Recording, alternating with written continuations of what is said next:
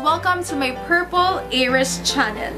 So guys, alam nyo na, pasukan na! And I know, excited kayo. Kaya sa video na ito, ituturo ko sa inyo kung paano ba ma-achieve yung no makeup look para presentable kayo lagi sa school using mga affordable makeup product. And stay tuned hanggang sa huling video kasi meron akong surprise giveaway para sa inyo. So without further ado, let us begin with our makeup tutorial. Unahin ko na muna yung pag-aayos ng aking hair. Meron akong technique sa inyo. Gabi pa lang, naliligo na ako para kinabukasan makakasave ako ng oras kasi kalahati na lang or yung katawan at mukha ko na lang yung babasain ko. Hindi na ako mamumblema sa pagpapatuyo ng buhok kasi it takes time and bawal tayong malate lalo na sa first class natin. Pero syempre, kailangan amoy fresh pa din yung buhok, hindi siya mag-greasy. So, ang technique ko naman sa inyo or masasuggest ko ay dry shampoo. So, ito yung ginagamit ko kasi mabango siya. Amoy parang candy, fruity-fruity siya. Ito yung Hair Fairy. Pero kahit anong dry shampoo na meron kayo, kay Bumbles na, o kaya yung hack na ginagawa ng iba, ay yung Johnson's Baby Powder. Ilalagay nyo lang dito sa may anit. Tapos, igaganon-ganon nyo siya. Imamassage-massage nyo. Tapos, make sure na walang yung kulay puti. Tapos, since wala naman yun masyadong amoy, gagawin nyo, magpapabango na lang kayo cologne sa hair. Para, diba? Para pa rin kayong naligo. Dun sa mga area na ma-oily, dun ako mag-i-spray. At dito na rin sa likod. O, diba, nadaya na natin yung pagka-fresh ng ating buhok. And next ko namang ituturo sa inyo yung aking favorite hairstyle pagdating sa school. Other than sa pagpo-ponytail, kasi ito talaga yung pinaka-komportable tsaka pinaka-masarap na hairstyle, yung pagpo-pony. Pero since first day nga, syempre we want to be extra special, extra cute para sa ating first day. Ito yung aking gagawin. Kakailanganin lang ay bobby pin or yung tinatawag nating hairpin. And pangkulot, kahit anong pangkulot. But for me, ang gagamitin ko is this of Vodana. And bigay siya sa akin ni Caris. Pero kung ano na yung merong pangkulot kayo dyan, pwede nyo nang gamitin yon. And ang barrel na gagamitin ko medyo malaki. Para alam nyo yun, parang wavy-wavy lang. Hindi halatang kinulot na sobra. So, ganito kalaking barrel yung gagamitin ko. But alam ko yung iba sa inyo, wala nang time para mag-curl-curl pa na ganyan. Meron na naman ako sa inyo maituturong hack bago uli matulog. Pag medyo hindi dapat basang-basa, yung konti na lang, halos matutuyo na. Ang ginagawa ko or ang gagawin nyo, itali nyo na muna yung buhok nyo. Tapos, ipaikot siya into a bun na parang ganito. Ayan. Parang ganyan. Nakaban na siya, itali nyo lang siya, then matulog na kayo. Kinabukasan, medyo mag-wavy-wavy na yan, tapos mag-clip na lang kayo nung gagawin natin dito sa hairpin. Kuha kayo ng konting buhok sa may harapan. Pwede nyo tong i-rio, ipa-rio na ganyan. Pero in my case, ganito lang ginagawa ko. Tinitwist ko lang siya. Tapos yan, dinidikit ko lang sa may anit. Tapos ito yung iba bobby pin. O diba, hair tutorial ko. Sobrang dali lang. Pero ito kasi yung favorite ko. Secure nyo lang siya with a bobby pin. I-curl lang yung dulo gamit itong malaking one from Vodana. Meron siyang on and off button. So, i-on lang natin. Tapos, itong bilog na to, ito yung choices mo kung gaano kainit. Ang pinakamainit niya is 200 degrees Celsius if I'm not mistaken. So, for me, para mabilis, itotodo ko na siya. So, ito yung itsura ng kanyang barrel. So, ayan siya. So, yan. Ganito lang yung gusto kong curl. Wavy-wavy lang siya. Para hindi naman JS prom agad. Kapapasok mo palang mukhang nag-JS prom na agad. Dapat ganito lang. Simple-simplihang curl lang.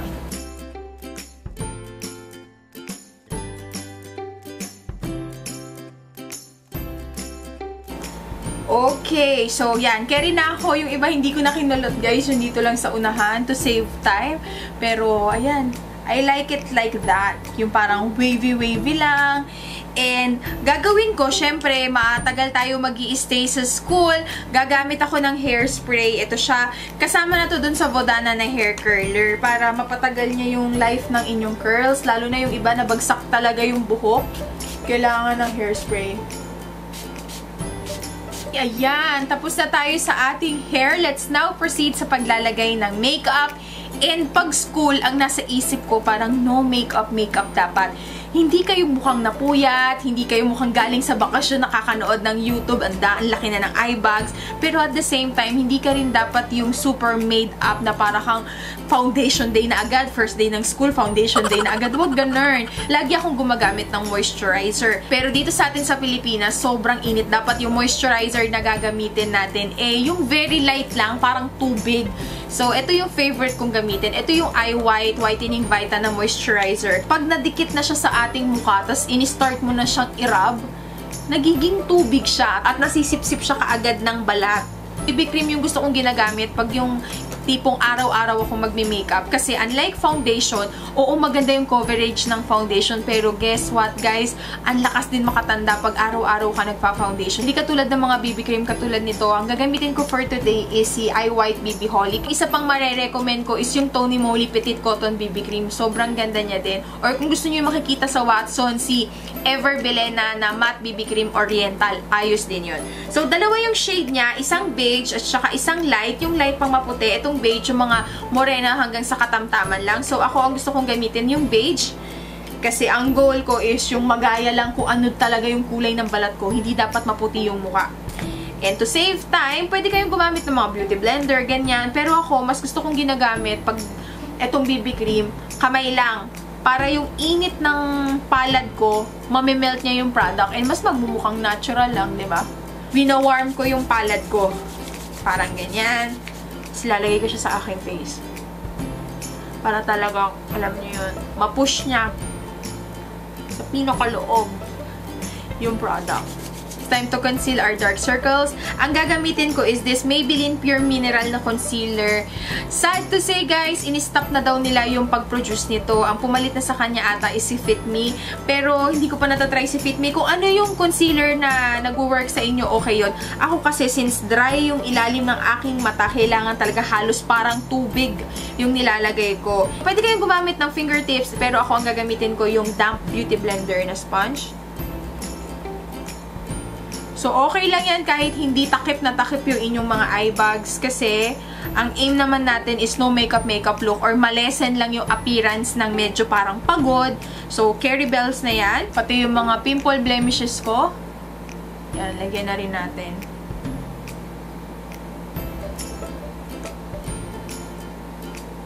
And itong ating under eye, kailangan maset na natin agad yan. I'm going to use my Fashion 21. Ito yung favorite ko sa kanila na powder. Ito yung Two-Way Cake with Milk Moisturizer in the shade number 01. Hindi na ako magbe-bake-bake. Basta papatungan ko lang para wag siyang mag-crease. Pero dito ko lang siya gagamitin. The rest, idadust ko lang ng powder kasi ayoko ng makapal na itsura na foundation pagdating sa school. Kasi halata. Sobrang halata kasi syempre umaga yung pasok nyo. Alam nyo na pangit pag sobrang ang kapal ng makeup. Pero okay lang kung ano yung trip nyo, go lang. Ito yung personal preference ko. Hindi ko na muna lalagyan ng powder yung aking full face kasi ang technique ko is this. Naglalagay ako ng lip and cheek tint dito sa aking pisngi. Para alam nyo na kahit mahulas na yung powder, meron siyang base. So, ang ginagamit ko nga pala is Super Beauty Lip and Cheek Rolly. Hindi ito yung pinaka-long lasting na lip and cheek tint na na-try ko. But, ito yung gusto kong ginagamit pag gusto ko ma-achieve yung no makeup look. Kasi para lang siyang tubig na pinatakan ng konting-konting kulay. Parang blushing from within yung gusto nating i-achieve. Yan. Hindi ko alam kung nakikita nyo, pero parang wala lang siya. Pero nagmumukhang healthy looking yung lips. Nichido Creamy Glow. Ito halos parang translucent lang siya. Kaya hindi niya maaapektuhan yung kulay ng ating buong face. Huwag nyo nang i-swirl na ganon para hindi magalaw yung BB cream nyo. And yan, namamatify niya yung ating face. So, huwag kakalimutan yung leg. Dapat pantay. Paglalagay ng kilay. And for my preference, ayokong nag-eyebrows on flick pagdating sa school. Gusto ko yung halos wala akong nilagay, pero at the same time, ang ganda lang ng tubo. Hindi ko siya talaga yung, alam niyo yun, yung parang ni-ruler na sobrang pantay-pantay. Ako, finifill ko lang yung mga areas na walang buhok. Favorite kong ginagamit and holy grail ko simula nung dalaga pa ako is this Etude House Drawing Eyebrow. Number 2 and number 3 yung favorite shade ko sa kanila. And mura lang to, 100 plus lang siya, kaya swak na swak pa din sa bulsa ng mga estudyante. Kung ayaw mo siya mabura kaagad or ayaw mo humihiwa-hiwala yung ibang buhok, pwede rin tayong gumamit ng eyebrow mascara. And ang gagamitin ko for today is yung soft brown gel ng Everbilin na Advance. Ang technique ko naman para hindi siya magmukhang harsh, inaalis ko halos lahat ng laman ng wand. Pero okay, mag-alala, may maiiwan pa rin dyan. Kasi mas maganda pag wala siyang excess. Or kung gusto nyo, pwede kayong kumuha ng tissue, tapos medyo dampian nyo muna siya sa tissue. Para alam nyo yun, hindi siya masyadong makapal pagdating sa kilay. Para kung may kulay yung buhok nyo, medyo ma-lighten up din yung hair. And I'm going to use my Everbilin na Advance na, actually ano to, blush duo. Pang bronzer na siya, tsaka pang blush. Pero, ito yung Bake Fig. Ito yung gusto kong gamitin para ma-define ko lang yung aking crease. Konting-konti lang, don't go crazy. Sobrang i-tap nyo lang ng kaunti. Top of the excess. Halos wala natira.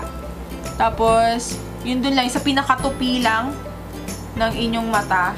Lalagyan ko lang siya. Para medyo mas mabuhay yung eyes. Ang laki ng diferensya talaga pag kini-curl yung pilik mata. Ang ganda niya tignan. Lalo na pag sa mga ganitong no makeup look, maganda pag pilantik na pilantik yung pilik mata mo. Yan. Favorite ko na mascarang gamitin is this Etude House. May bago akong in-order. Ito color brown siya. Mas mukhang natural. Pero guys, kung walang budget para bumili nitong, ang pangalan pala niya is Curl Fix Mascara from Etude House. Okay din to. Okay na okay din si Double Up Mascara from Fashion 21. Kaya suklayin niyo maigi. And since medyo maiksi talaga yung ilalim ng aking mata, gamitin na natin yung power ni Fashion 21. Ito naman yung ilalagay ko sa ilalim.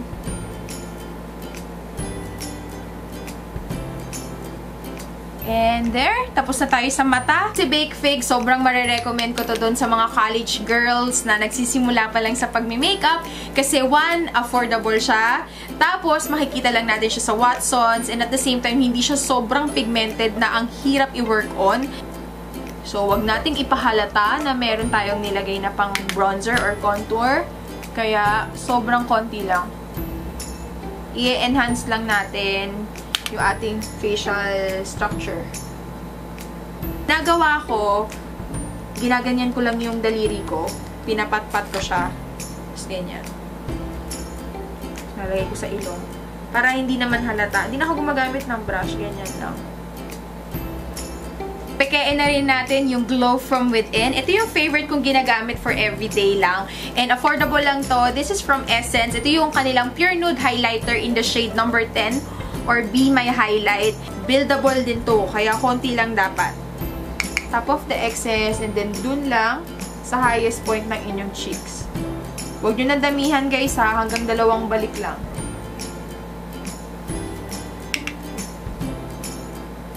Okay na ako sa ganitong itsura ng aking lips. Pero, pwede rin naman na magdagdag kayo ng lipstick para alam nyo na excited tayo, first day natin. And meron akong bagong nabili. This is from Nichido.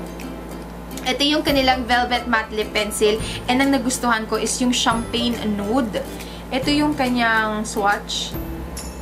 Yan. Halos kakulay lang din siya ng ating labi. Ang ginagawa ko, naglalagay akong ganyan, tapos kinakalat ko ng kamay ko, or ng finger. Para hindi naman halatang lipstick na lipstick. Lalagay ako. Tapos, kalat natin ulit. Nakalimutan ko guys! Pagkatapos pala ng ating pagko-contour using nitong Bake Fig, maglalagay na rin ako ng blush. Papatungan natin yung lip and cheek tint ng powder para mas long-lasting siya. So, konting-konti lang din. Parang kinikilig lang kasi makikita na uli si Crush. So, yan. Patungan lang natin siya ng konting-konti.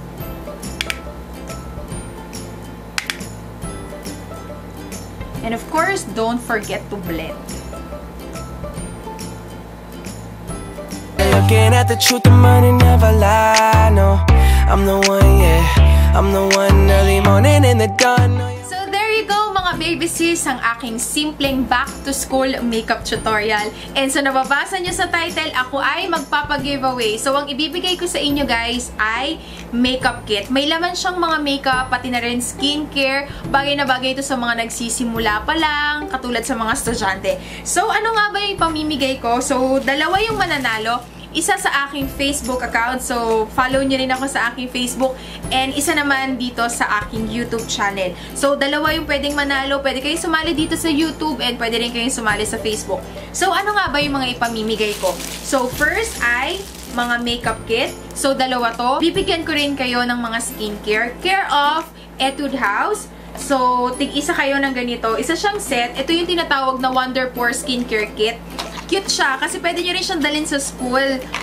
Kung sakali dito sa mga college para pagtapos ng PE, meron kayong facial wash, meron ng toner, tightening essence, and then clearing emulsion or yung kanilang moisturizer. So, isang set na tong makukuha nyo. Bibigyan ko rin kayo ng mga mask from Tony Moly. Ito yung kanilang Intense Care Snail Hydrogel Mask. Bilang college students na kayo, pwede na rin kayong mag-nail polish sa school. Maglalagay na rin ako ng mga gel light nail polishes from Tony Moly. So, ang pinili kong kulay is yung very safe.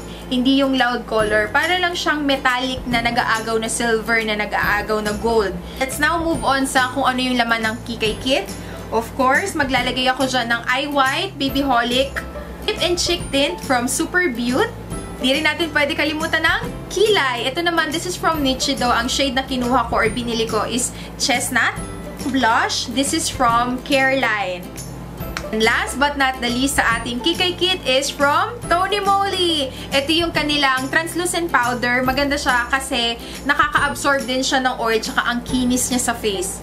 So yan, tig-isa kayo. So, ano nga ba ang ating mechanics para kayo ay maka-join, para magkaroon ng chance manalo? Para dito sa YouTube, first, you need to be subscribed sa aking channel. Click the like button and just comment down below kung ano ba yung pinaka-favorite memory nyo nung nasa school kayo or nung nakaraang pasukan. So, yun yung mechanics para sa ating YouTube. Para naman sa Facebook, all you need to do is to share this video but you need to make sure na nakapublic siya para makikita ko kung sakaling magche-check and magpipili na ako kung sino yung mananalo. Share this video, sabihin nyo din sa inyong caption kung ano yung favorite memory nyo nung kayo ay nasa pasukan pa. And maglagay na rin po kayo ng hashtag na Aisha Back to School Giveaway para madali ko kayong mahahanap. So yun guys, good luck sa mga sasali. Marami pa po tayong giveaway, so please stay tuned. So thank you so much for watching. Sa mga papasok dyan, mag-aral kayo mabuti kasi pinaghihirapan ng ating mga magulang yung binabayad sa ating tuition. And just enjoy life. Alam nyo yun, mag-aral mabuti and mangarap kayo, okay? Good luck sa mga papasok and God bless sa inyong lahat. Maraming salamat sa panonood. Hanggang sa muli, kita-kits tayo sa susunod kong video. Bye! Api!